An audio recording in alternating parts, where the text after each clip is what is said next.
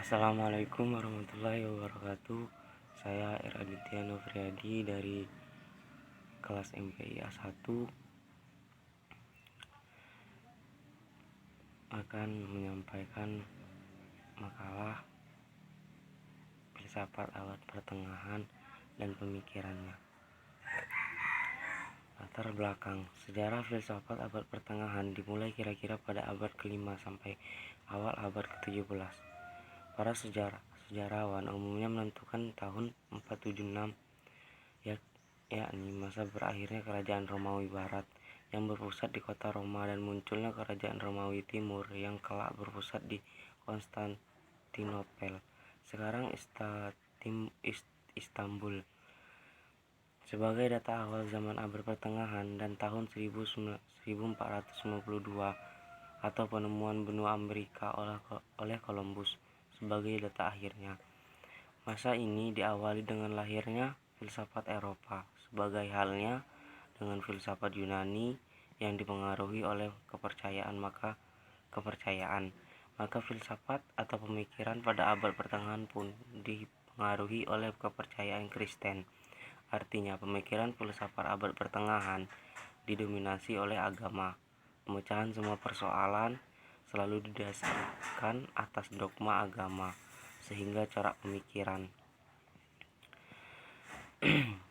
Adapun istilah abad pertengahan sendiri yang muncul pada abad ke-17 sesungguhnya hanya berfungsi membantu kita untuk memahami zaman ini sebagai zaman peralihan atau zaman transisi atau zaman tengah antara dua zaman penting sesudah atau sebelumnya, yakni zaman kuno atau Yunani dan Romawi, dan zaman modern yang diawali dengan masa Renesansi pada abad ke-17. Dengan demikian, bentangan waktu 1000 tahun sejarah filsafat barat kuno atau Yunani dan Romawi yang sudah kita bahas dilanjutkan dengan masa 1000 tahun sejarah filsafat abad pertengahan yang akan kita bahas dalam makalah ini. Periode abad pertengahan mempunyai perbedaan yang mencolok dengan abad sebelumnya. Perbedaan ini terletak pada dominasi agama. Timbulnya agama Kristen dan permulaan abad Masehi membawa perubahan besar terhadap kepercayaan agama. Zaman pertengahan adalah zaman keemasan bagi kekristenan. Disinilah yang menjadi persoalannya, karena agama Kristen itu mengajarkan bahwa wahyu Tuhanlah yang merupakan kebenaran sejati. Hal ini berbeda dengan pandangan Yunani kuno, mengatakan bahwa kebenaran dapat dicapai oleh kemampuan akal. Ciri filsafat abad pertengahan. Filsafat abad pertengahan dicirikan dengan adanya hubungan erat antara Kristen dan filsafat. Di antaranya, secara menyeluruh, filsafat abad pertengahan memang merupakan filsafat Kristiani. Para pemikir zaman ini hampir semuanya kelurus, yakni golongan rohaniwan atau biarawan dalam gereja Katolik, misalnya uskup, imam, pimpinan, biara, prahib. Minat dan perhatian mereka tercurah pada ajaran agama Kristiani. Akan tetapi, orang akan sungguh-sungguh salah paham jika memandang filsafat abad pertengahan semata-mata sebagai filsafat yang selalu berisi dogma atau ajaran resmi gereja. Sebab, sebagaimana nanti akan kita lihat, tema yang selalu muncul dalam sejarah filsafat abad pertengahan adalah hubungan antara iman yang berdasarkan wahyu Allah sebagai termaksud dalam kitab suci dan pengetahuan yang berdasarkan kemampuan rasio manusia. Dan dalam hal ini, tidak semua pemikir abad pertengahan mempunyai jawaban yang sama.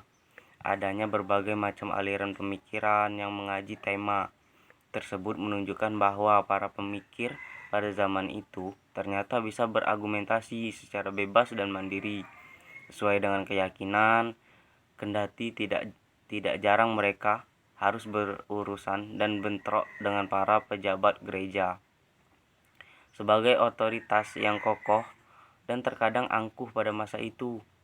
Oleh karena itu, kiranya dapat dikatakan bahwa filsafat abad pertengahan adalah suatu filsafat agama dengan agama Kristiani sebagai basisnya. Proses abad pertengahan mempunyai perbedaan yang mencolok dengan abad sebelumnya. Perbedaan itu terutama terletak pada dominasi agama dicapai oleh kemampuan akal. Mereka belum mengenal adanya wahyu. Mengenai sikap tersebut, pemikiran Yunani ada dua. Satu, golongan yang menolak agama. Golongan yang menolak sama sekali pemikiran Yunani. Karena pemikiran Yunani merupakan pemikiran orang yang kafir. Karena tidak mengakui wahyu. Yang kedua, mereka filsafat Yunani menerima filsafat Yunani yang mengatakan bahwa karena manusia itu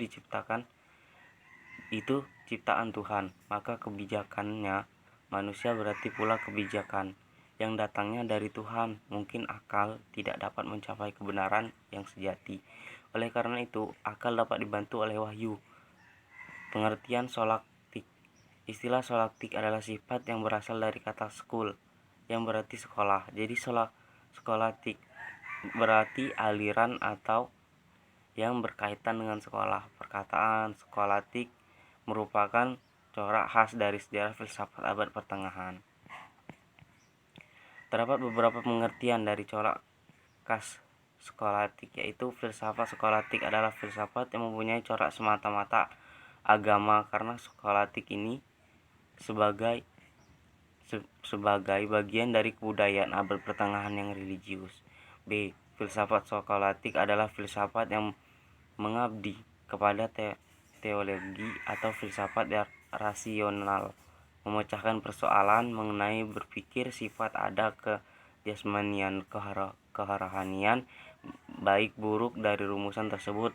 Kemudian muncul istilah skolatik Yahudi, skolatik Arab, dan lain-lain. C. Skolatik. Filsafat skolatik adalah suatu sistem filsafat yang termasuk jajaran pengetahuan alam kodrat akan dimasukkan ke dalam bentuk sinsa yang lebih tinggi antara kepercayaan dan akal. D. Filsafat skolatik adalah filsafat Nasrani karena banyak dipengaruhi oleh ajaran gereja. Filsafat skolatik ini dapat berkembang dan tumbuh karena beberapa faktor. Pertama, faktor religius. Faktor religius dapat mempengaruhi corak pemikiran filsafatnya. Yang dimaksud dengan faktor religius adalah keadaan lingkungan saat itu yang berkehidupan religius. Yang kedua, faktor ilmu pengetahuan. Pada saat itu telah banyak didirikan lembaga pengajaran yang diupayakan oleh biara-biara gereja ataupun dari keluarga istana, dan kepustakaannya diambil daripada penulis Latin, Arab, Islam, dan Yunani. Masa skolatik terbagi menjadi 3 periode.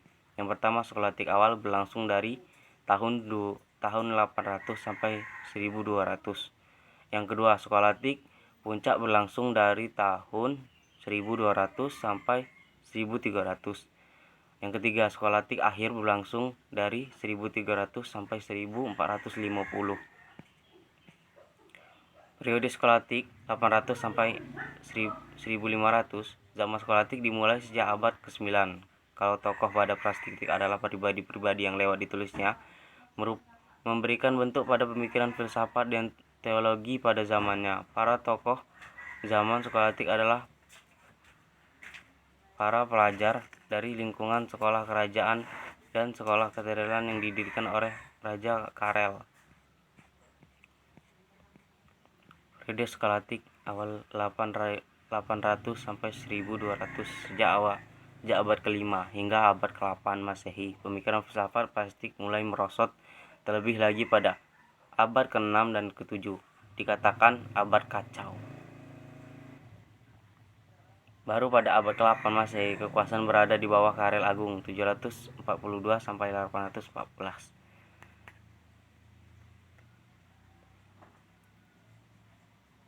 Baiklah, terima kasih. Hanya itu yang dapat saya jelaskan hari ini. Wassalamualaikum warahmatullahi wabarakatuh.